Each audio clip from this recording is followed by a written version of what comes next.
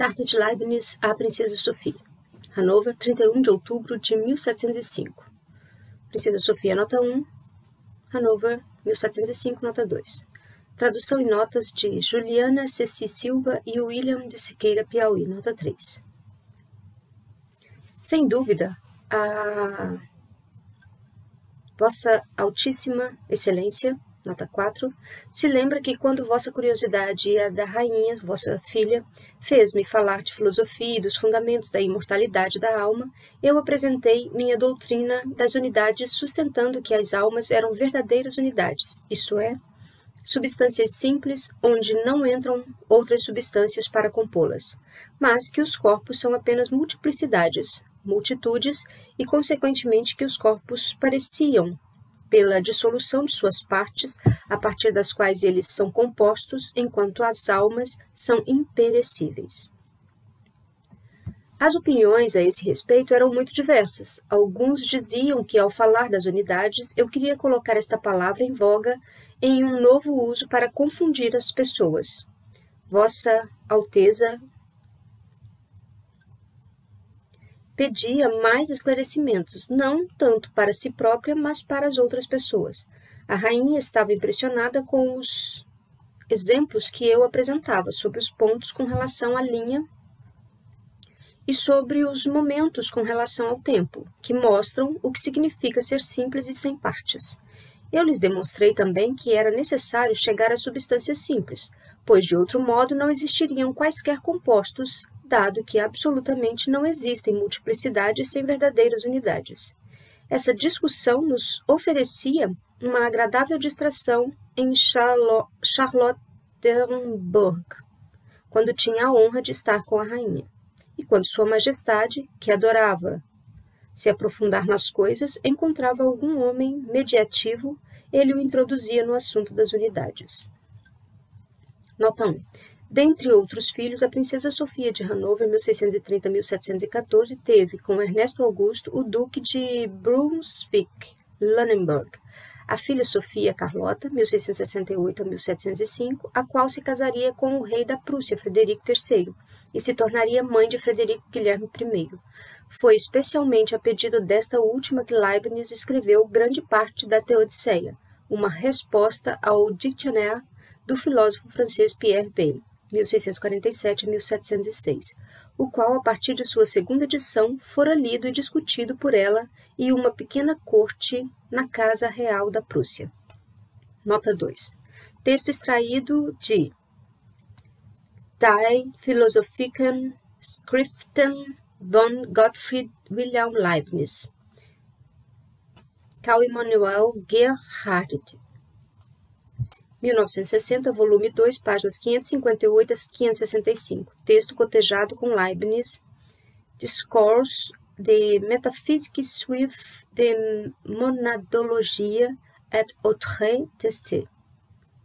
França, Edições Gallimard, 2004. Páginas 351 a 362. Edição estabelecida, apresentada e com notas de Michel Fichan, que contém uma coletânea de textos que, segundo seu organizador, auxiliaram tanto na compreensão do discurso da metafísica quanto no da monadologia. O motivo de traduzirmos esta carta em separado está associado ao fato de acreditarmos que ela pode esclarecer uma parte importante do complexo problema do contínuo na filosofia leibniziana. Quem quiser conhecer mais detalhadamente essa problemática e o uso que fizemos dessa correspondência pode ler nosso artigo Leibniz e as duas faces do labirinto do contínuo, uma introdução, argumentos, revista de filosofia, UFC, número 3, página 16 a 24 de 2010. Nota 3. Juliana Ceci Silva se graduou em Letras Português-Francês pela Faculdade de Letras da Universidade de São Paulo. Quem quiser entrar em contato com ela, o e-mail é julianaceci@yahoo.com.br. William de Siqueira Piauí se doutorou em Filosofia pela Universidade de São Paulo e atualmente é professor da Universidade Federal de Alagoas, UFAL, e seu e-mail para contato é piauiusp@gmail.com. Atualmente ambos coordenam o Núcleo de Estudos Leibniz-Poincaré de Filosofia e História da Ciência, NEUFIC. Nota 4. O termo FAE se refere à Vossa Alteza Eleitoral.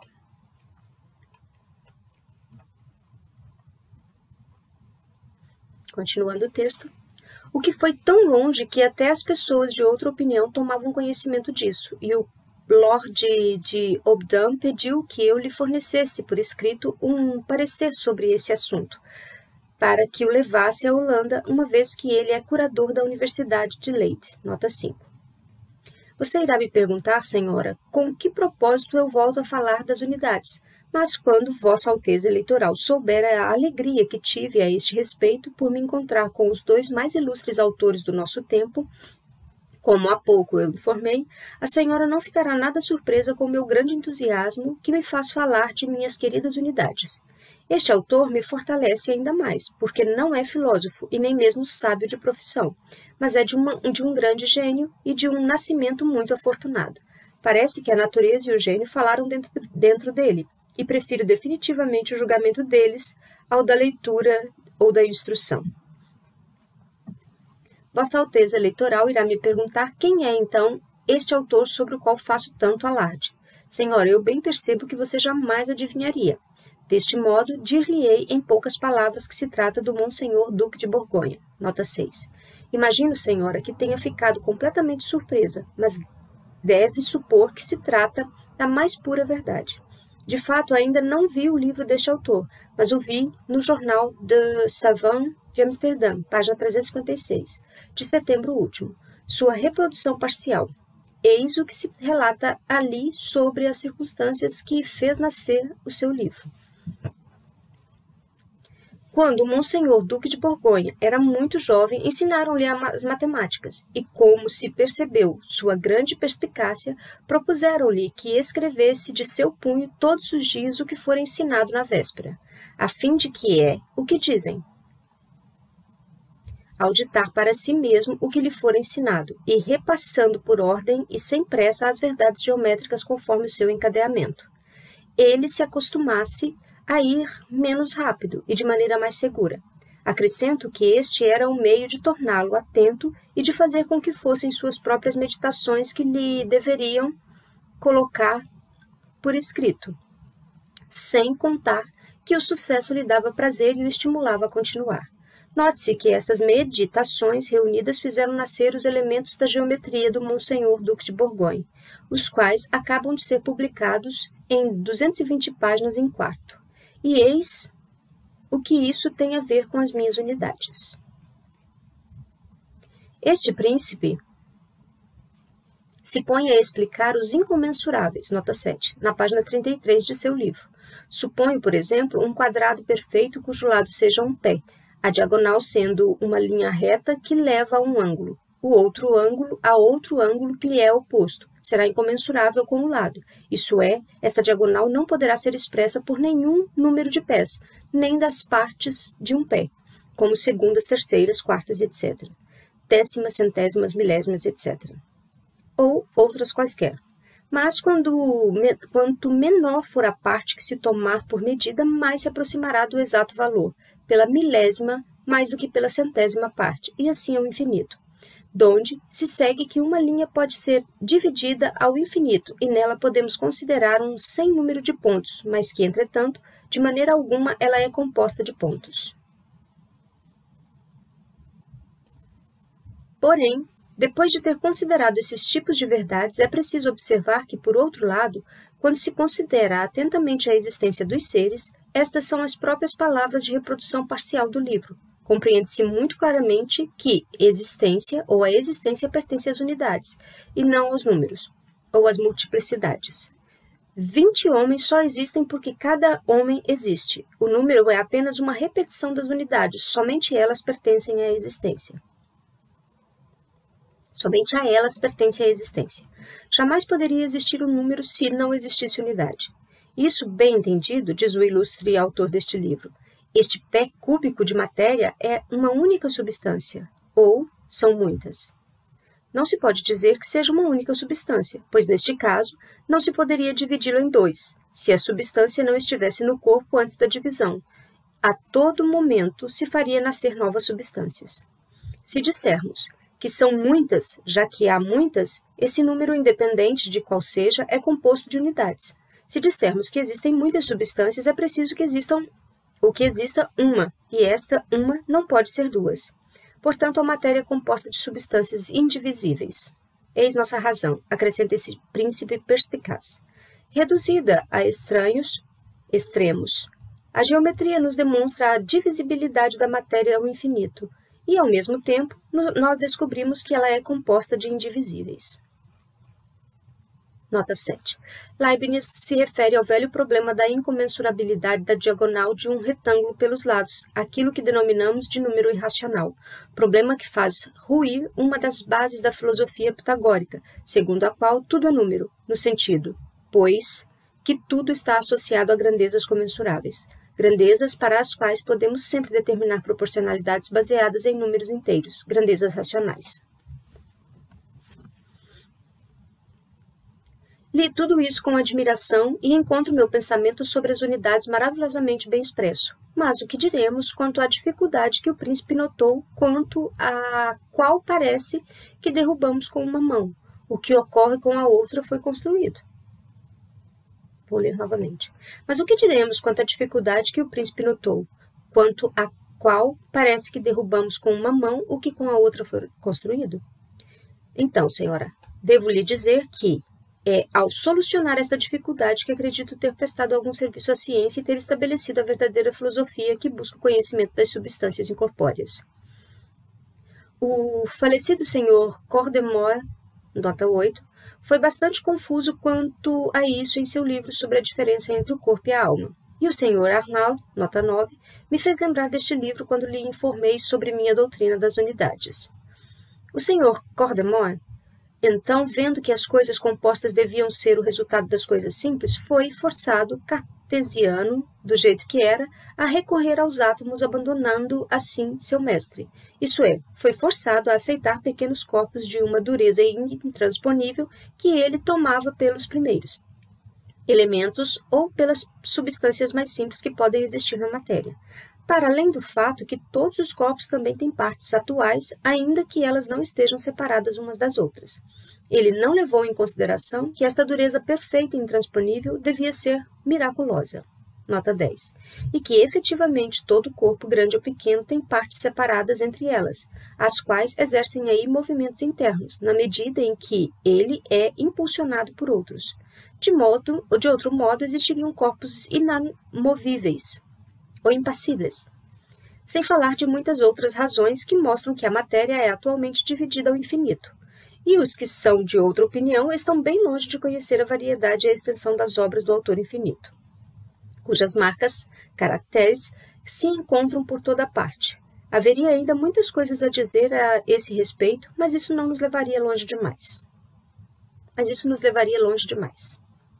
Nota 8.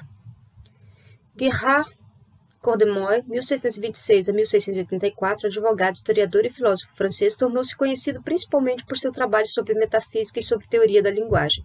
Frequentou os círculos filosóficos de Paris e, como seu amigo Bossuet, era um admirador de René Descartes, 1596 a 1650. Em 1675, foi eleito membro da Academia Francesa. Leibniz se refere aqui à obra de Serment du Corps et de l'âme, que Cordemoy e a discussão de Descartes sobre o vazio e os átomos que aparecem principalmente no início da segunda parte, artigo 16 a 20, dos seus Princípios da Filosofia. Nota 9.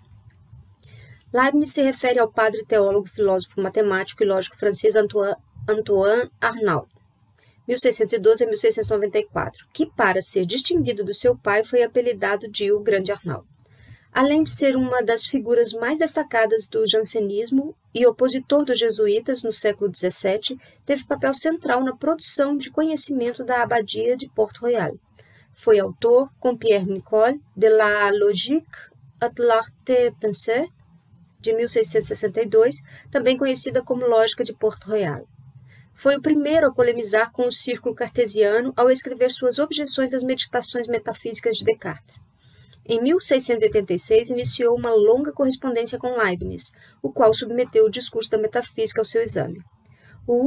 Nota 10. O uso do termo miraculosa significa que esse modo de pensar deve ser recusado em nome da divisibilidade infinita e atual da matéria, bem como com a sua constante mobilidade. Junto com a recusa do vazio, trata-se da crítica do todo da filosofia atomista.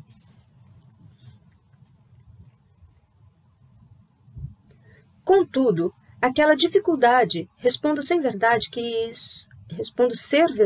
isso não impede absolutamente a matéria de ser composta de substâncias simples e indivisíveis, visto que a multiplicidade dessas substâncias ou destas unidades é infinita. No entanto, o mesmo não ocorre com o corpo matemático ou o espaço, que é algo ideal e de modo algum é composto de pontos, assim como um número abstrato e tomado em si mesmo não é composto de frações de uma extremidade última maior ou menor.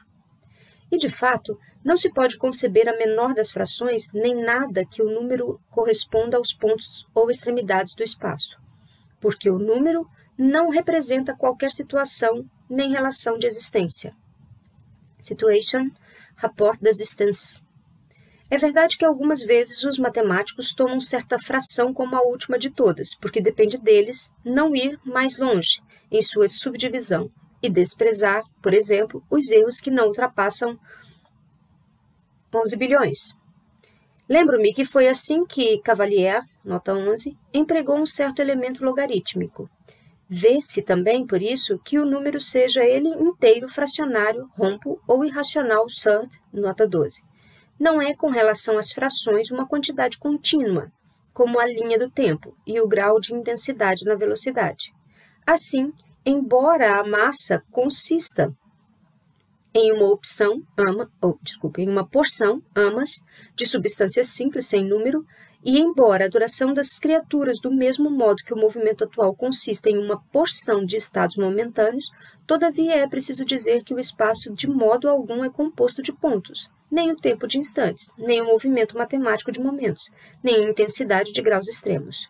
Acontece que a matéria, bem como o decurso das coisas e, por fim, todo o composto atual, é uma quantidade discreta, mas que o espaço, o tempo, o movimento matemático, a intensidade e o crescimento contínuo que se concebe na velocidade e em outras qualidades, enfim, tudo aquilo que conduz a uma consideração que chega até as possibilidades, é uma quantidade contínua, também indeterminada nela mesma, ou indiferente às partes que se pode considerar, e que estão dadas atualmente na natureza. Nota 13. Nota 11. Bonaventura Francesco Cavalier, 1598 a 1647, sacerdote jesuíta e matemático italiano, foi discípulo de Galileu Galilei, 1564 a 1642. Cavalier estudou astronomia, trigonometria esférica e cálculo logarítmico. É considerado um dos precursores do cálculo integral. Sua obra mais conhecida, a Geometria Indivisibilis Continuorum Nova, ou Nova Geometria dos Contínuos Indivisíveis, foi publicada em 1635. Nela desenvolveu a ideia de Johannes Kepler, 1571 a 1630, quanto às quantidades infinitamente pequenas. Nota 12. Parece que é só a partir do século X, graças aos árabes, que a noção de número pode compreender tanto os racionais, números reais positivos, quanto os irracionais, denominados aqui de surds. Nota 13. Do nosso ponto de vista, Leibniz está tentando deixar claro que tudo na natureza, no atual, naquilo que não pode ser chamado de apenas ideal, está individuado. É esse o sentido de a matéria deve ser considerada discreta, recusa explícita da filosofia cartesiana que identificava a substância dos corpos com a extensão. Todo corpo é muito mais que a extensão, é muito mais que a res extensa. Uma característica que se assemelha com a continuidade ideal e que não deveria ter sido considerada como a substância dos corpos. A massa dos corpos é dividida atualmente de uma maneira determinada, e quanto a isso, nada é exatamente contínuo, mas o espaço ou a continuidade perfeita que está na ideia assinala somente uma possibilidade indeterminada de dividir como queiramos. Na matéria e nas realidades atuais, o todo é o resultado das partes, mas nas ideias, ou nos possíveis, que compreendem não somente este universo, mas ainda qualquer outro que possa ser concebido, e que o entendimento divino se apresenta efetivamente. O todo indeterminado é anterior às divisões, como a noção do inteiro é mais simples que a das frações e a precede. Embora cada fração, como cada tom da harmonia, sempre subsista na região das verdades eternas, realizada pelo entendimento divino, contudo, um número e uma fração não devem ser concebidos como uma porção de outras frações menores. Também os pontos, os menores, os extremos, em um aumento ou diminuição, contidas segundo algumas leis matemáticas, das qualidades não são as partes, mas as extremidades do espaço, do tempo e etc. A fim de melhor conceber a divisão atual da matéria ao infinito e a exclusão que há de toda a continuidade exata e determinada, é preciso considerar que Deus já produziu tanta ordem e variedade quanto era possível de ser introduzido até então, e que, portanto, nada restou de indeterminado, enquanto o indeterminado constitui a experiência da continuidade. É isso que a perfeição divina ensina ao nosso espírito, e que a própria experiência confirma por intermédio dos nossos sentidos. Não existe gota d'água tão pura na qual não observemos alguma variedade ao examiná-la adequadamente. Um pedaço de pedra é composto de certos grãos, e por intermédio do microscópio, estes grãos se parecem com rochas, nos quais existem uma infinidade de combinações de natureza mildiou de la nature. Se a capacidade de nossa visão fosse sempre aumentada, ela sempre encontraria em que se exercer. Por toda a parte há variedade, atuais e jamais uma perfeita uniformidade, nem duas partes de matéria inteiramente semelhantes uma à outra, tanto no grande como no pequeno. Vossa Alteza Eleitoral bem o vivenciou quando sugeriu ao falecido senhor Dr. Alversleben, nota 14, no jardim de Herrenhausen, que ele tentasse encontrar duas folhas cuja semelhança fosse perfeita. Mas ele não encontrou nenhuma. Sempre há, todavia, divisões e variações atuais nas massas dos corpos existentes, mesmo que busquemos o ainda menor. Nota 14. Carl August von Alversleben, 1661 a 1697. Foi conselheiro em Hanover, graças à extensa biblioteca de seu pai, ajudou Leibniz em suas pesquisas históricas. Leibniz se refere a uma cena que ficou famosa e que se passou nos jardins de Herrenhausen, em Hanover. É a nossa imperfeição, ou falha dos nossos sentidos, que nos faz conceber as coisas físicas como entes matemáticos, onde existe o indeterminado. E pode-se demonstrar que não há qualquer linha ou figura na natureza que produza exatamente e mantenha uniformemente pelo mesmo espaço e tempo que seja as propriedades da linha reta ou circular, ou de alguma outra figura da qual um espírito infinito possa compreender a definição. O espírito pode conceber e desenhar pela imaginação em meios os corpos, seja qual for a figura deles, qualquer linha que se queira imaginar. Como é possível ligar os centros das circunferências por meio de retas imaginárias? E como se concebe eixos e círculos em uma esfera que não os tem efetivamente? Mas, na natureza, ou a natureza não pode e a sabedoria divina não quer traçar exatamente estas figuras de essência limitada, Burnet, que pressupõe algo de determinado, e por consequência de imperfeito nas obras de Deus. Nota 15. Todavia, elas se encontram nos fenômenos e nos objetos dos espíritos limitados. Nossos sentidos não as observam, e nosso entendimento dissimula uma infinidade de pequenas diferenças inégalité, as quais não impedem, contudo, a perfeita regularidade da obra de Deus, ainda que uma criatura finita não possa compreendê-la.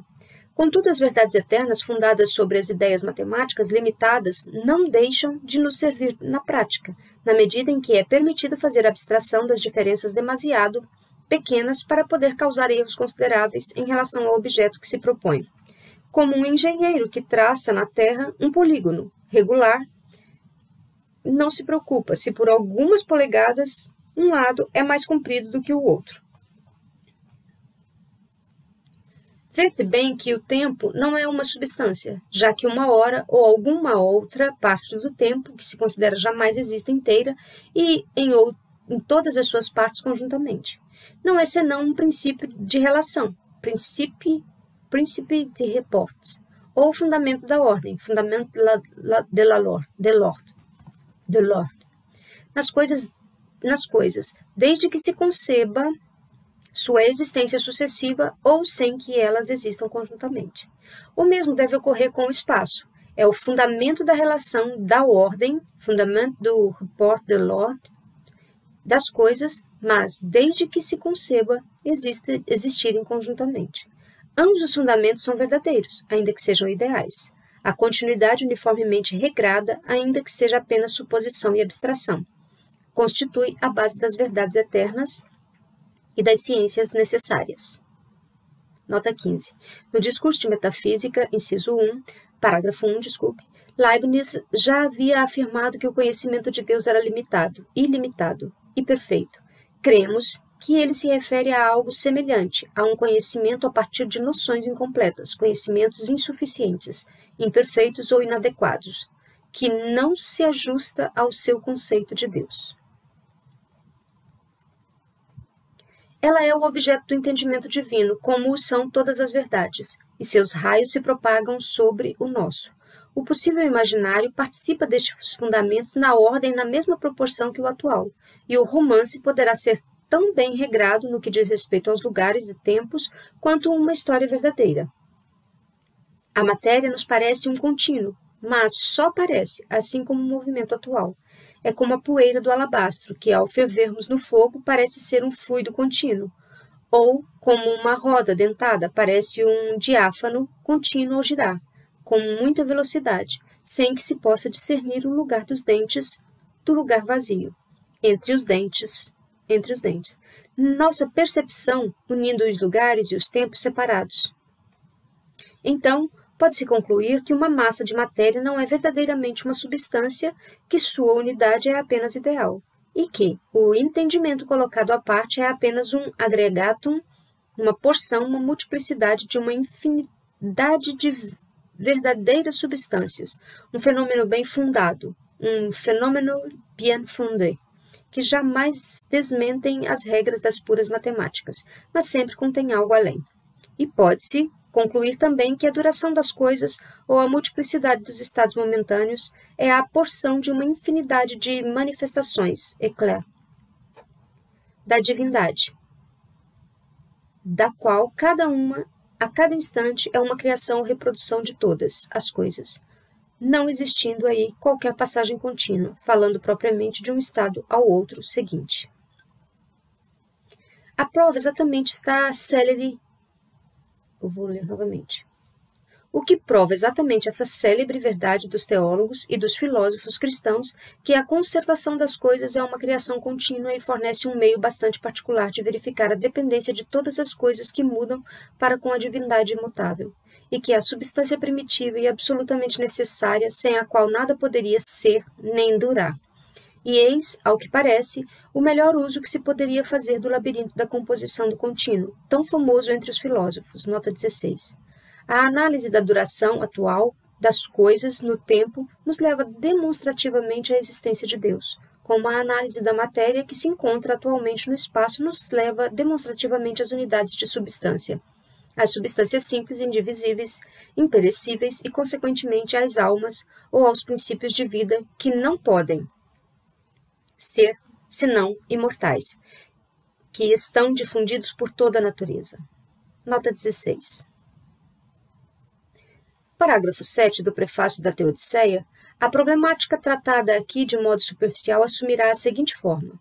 Existem dois famosos labirintos onde nossa razão se perde muitas vezes. Um diz respeito à grande questão do livre e do necessário, sobretudo quanto à produção e quanto à origem do mal.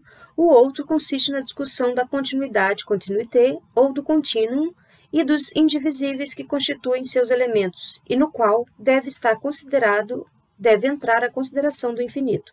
O primeiro embaraça praticamente todo o gênero humano. O outro influencia somente os filósofos.